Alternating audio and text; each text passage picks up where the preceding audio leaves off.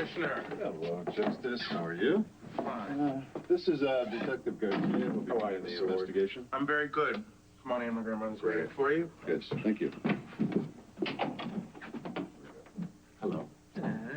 Hello, Mrs. Ward. Hello. How you feeling? Oh, about half. This is Detective Garcia. He'll be in charge of the investigation into Bradley's death. How do you do, Detective? Nice to meet you. Ma'am, we understand this must be a very difficult time for you. So we figure the faster we get this murder solved, the better it'll be for everyone, yourself included. Anything I can do to help. Great. Thanks. We just have a few questions. Oh, well, I'd be happy to answer them for you.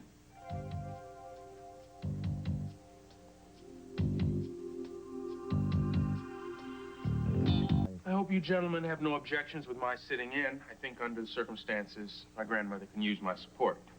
No problem. I'll also be acting as my grandmother's attorney and my father's representative. Good. And you might be able to bring some of your own insights into the proceedings. Well, I'll certainly try. Good.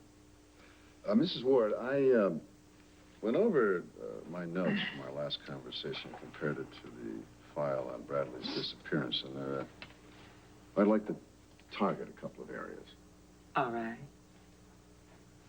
Ma'am, can you remember any specific individuals that you might characterize as enemies of your son? Well, Bradley never thought of people as enemies. An obstacle, maybe. But I could tell you a few people whose pocketbooks and personal power were threatened by Bradley. That's a good place to start.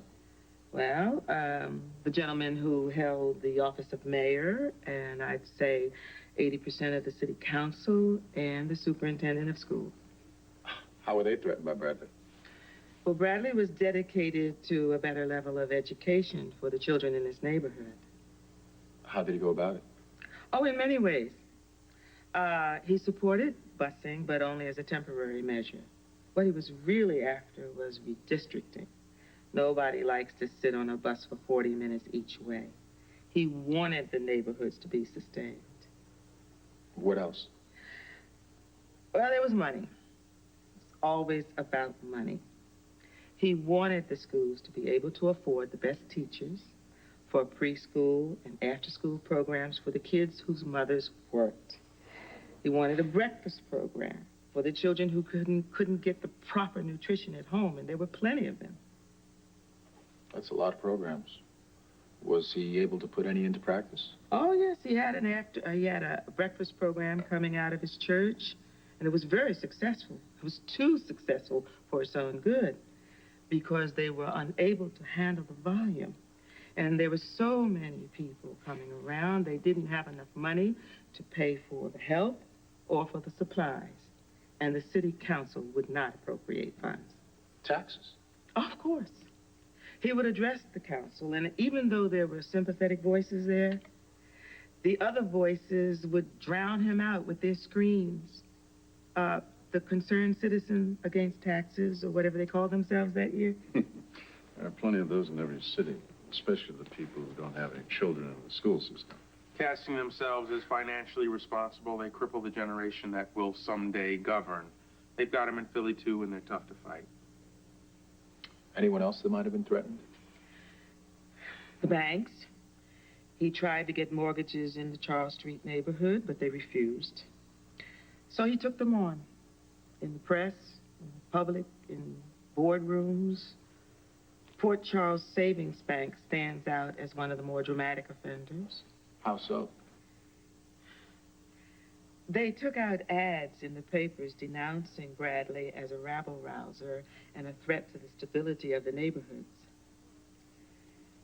And those people had been our friends. That bank held a mortgage on our house that I had taken out to finance Bradley's campaign for assembly. And after he died, they foreclosed and they took the house. For no other reason I can think of but revenge. You say he ran for the assembly. What about the other politicians? Well, he ran against a fellow who had held that seat for a long time. He was in the bank's pocket. Jessup? Hugh Jessup. Yeah, that's him. You know, Bradley beat him And you know, the next day, that man formed a coalition against Bradley. The business community. Whew.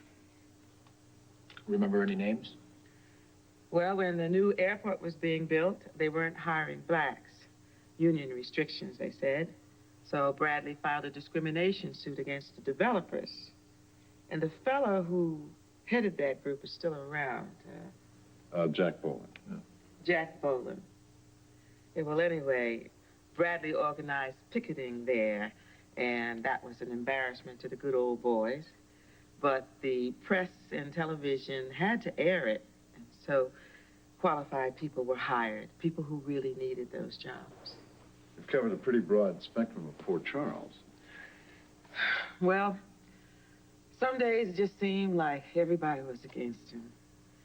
He began to get threatening calls in the middle of the night and hate mail, but other days there'd be hundreds of people outside a church or an office building to support him. He was loved by a lot of people. But none of them would be candidates for murdering him. Now, that's the area we have to focus on. Well, I was just trying to give you a picture of how the situation was in those days. You're doing a great job, ma'am. We really appreciate it. Perhaps we should call it a day. I think she's getting tired. No, of course, I understand. We will stop, but I would like to cover one other subject before we do. Edward Quartermain. What was it you wanted to ask me about Edward Quartermain? It concerns the Port Charles power structure.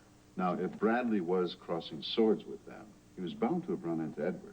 I believe Mr. Quartermain was part of the business coalition, but I don't think that he actually lived in Port Charles at that time. You're right, he didn't.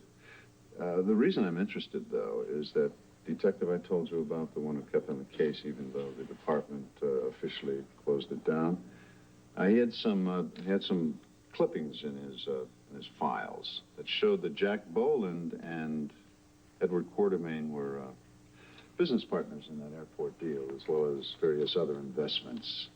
There's one clipping in particular that quotes Edward as saying that Bradley was a disruptive community agitator.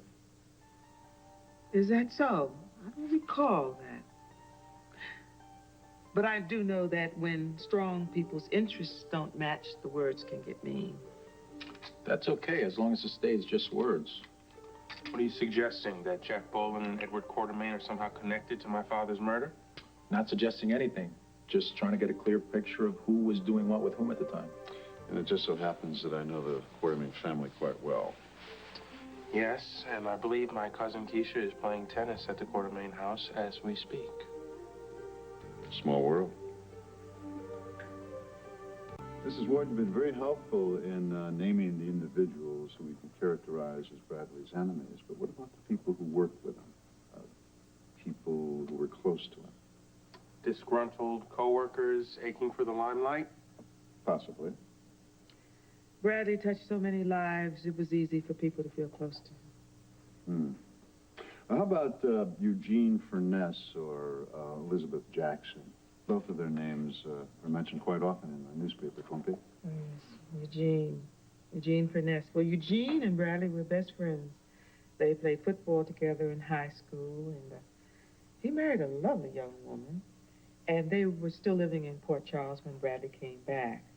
Eugene worked in the newsroom, in the press room, and he eventually became a reporter.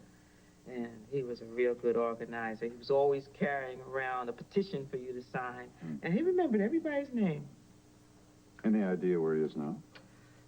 Pittsburgh, but I could dig up his address if you wanted me to. He comes back to Port Charles from time to time, and he always looks me up. How about Miss Jackson? She was also a good friend. She was a school psychologist at the time. I believe she's the consultant to the Board of Education. I spoke to her at the wake. Yes. Mrs. Ward, I was wondering if you could put together a list of people who were close to Bradley, who could give us some information, help us construct a profile, lead us in some direction. I'd be happy to do that. Well, thank you. Thank you very much, Mrs. Ward. we're going to stop for now. We certainly wouldn't want to tire you out. That'll be fine. Thanks again, man. I'll show you out. I would say that level of cooperation was pretty high, wouldn't you? I'd say it was extremely high, Justice. And I appreciate it. Good day, huh? Good day. Thanks again, Mr. Ward. Be well. Granny Mae? Granny Mae, what's wrong? Oh, it's nothing, child. Just some remembering, that's all. Some's easier than others. You know what? It just tires me out. So I think I'm gonna treat myself to a nap. And don't you worry about me here. I'll be down after a while.